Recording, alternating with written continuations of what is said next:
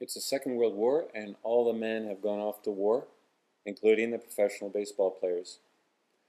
So, baseball league owners put together a league with the only human being still present, and that is women. So, the League of Their Own is a story about the formation of women's baseball league and a particular team to replace the men who've gone off to war. And the coach in the film, the coach is a man. And the large questions that the film asks are, can a man coach a women's team is one question. Is this particular coach, Jimmy, is he a good leader? Is he a good coach? Is he a good leader? Does he help improve the performance of the team, or does he hurt it? So performance is very important. Are the athletes on the team, are the female athletes on the team, are they satisfied with his coaching and leadership? Obviously, if a team is not satisfied with the leadership, that could hurt the performance, and it certainly might hurt the cohesion. Other questions in the film, does Jimmy's leadership change from the start of the film to the end of the film? And to help us analyze and answer these questions, we're going to use a model. It's a little bit similar to the situational leadership model, in that it does include situational factors, and it also includes team member characteristics. But it's a little bit different. The model originated with a researcher, originally Indian, but also a Canadian at the University of Western Ontario, named Cheladurai. His model is called the multidimensional leadership model for sport. And his model has three different parts to it. Antecedents of leadership, leader behavior, and the consequences. So what we mean by consequences is that if a leader is effective, or even if a leader is ineffective, it will affect a team's performance and satisfaction. So performance in baseball, do the players play better? Does the team win more? So that's performance. That's one of the consequences of leadership. And the other consequence is satisfaction. Are the team members satisfied with the leadership of the coach? So Cheladurai said that to determine a leader's the behavior of a leader, there are three factors, or three antecedents. Three factors that help determine a leader's behavior and determine performance and satisfaction. First is the situational characteristics. So, for example, in college sport, one of the primary situational characteristics that determine a leader's behavior would be, are you competing in Division 1 or are you competing in Division 3? In Division 1, teams are expected to win. So one might hypothesize that if you must win, that would lead a coach to adopt more of an autocratic style of leadership.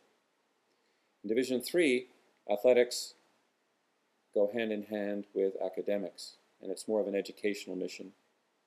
And so one might hypothesize that a coach in Division 3 might be more of a democratic style of leadership, try and get more input from the athletes. So that's an example of situational characteristics. Obviously in the film, one of the primary situational characteristics is that we're working with a professional team.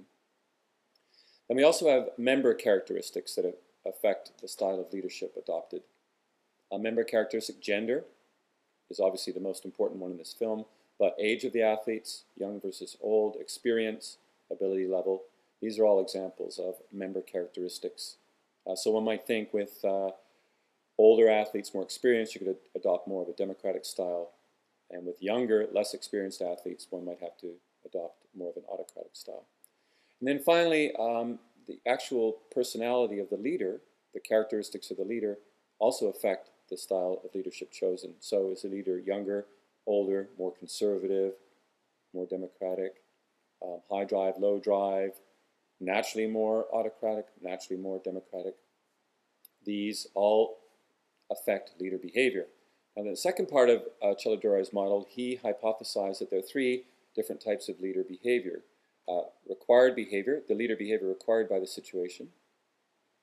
the preferred behavior, that is the preference of the athletes for coach behavior. For example, some athletes might prefer more of an autocratic style, others a more democratic style. And then the actual leadership behavior shown.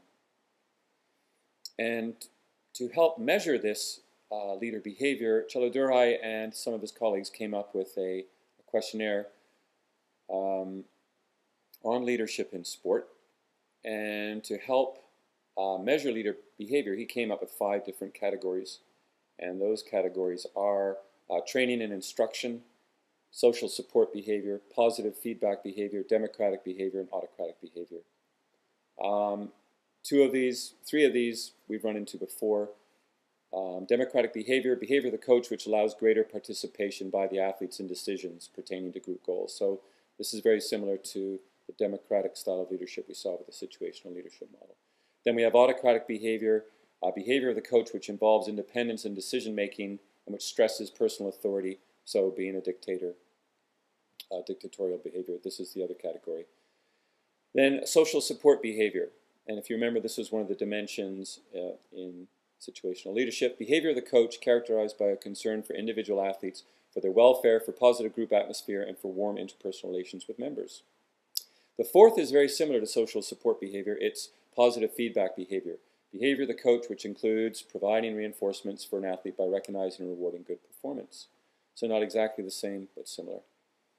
And finally, the last scale in the LSS was training and instruction. Behavior of the coach that entails teaching the skills, techniques, and tactics of the sport, as well as arranging and conducting practice sessions in order to maximize the mastery of the skills and coordinating and clarifying the roles and activities of each of the team members.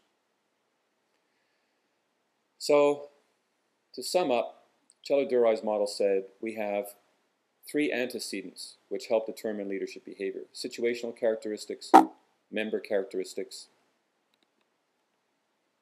and the characteristics of the leader himself.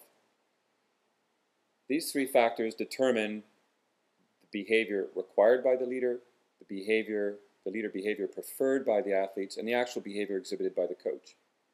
And that, of course, affects the performance of the group and the satisfaction of the group members with the leader.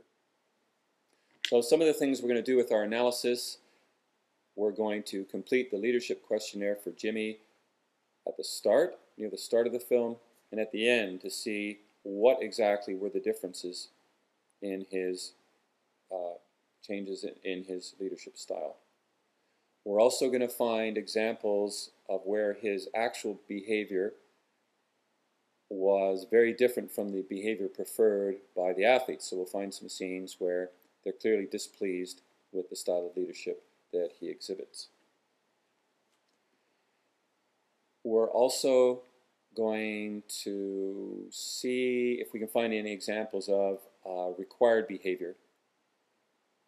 And you'll find a scene where the owner chats with him and says, "This is what you need to do."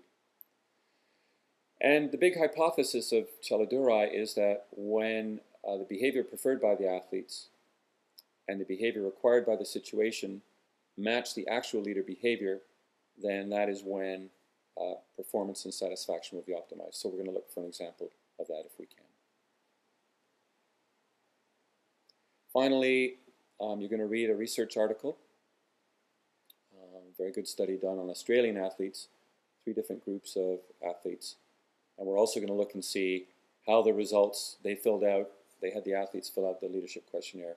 We're going to see how the leadership preferences of this Australian group of athletes match the leadership preferences of the athletes in our film. You're also going to have to take a look at a thesis, which I've downloaded from the internet because we have yet to look at a thesis. And that is an important part of sports psychology research, is using doctoral dissertations and master's theses.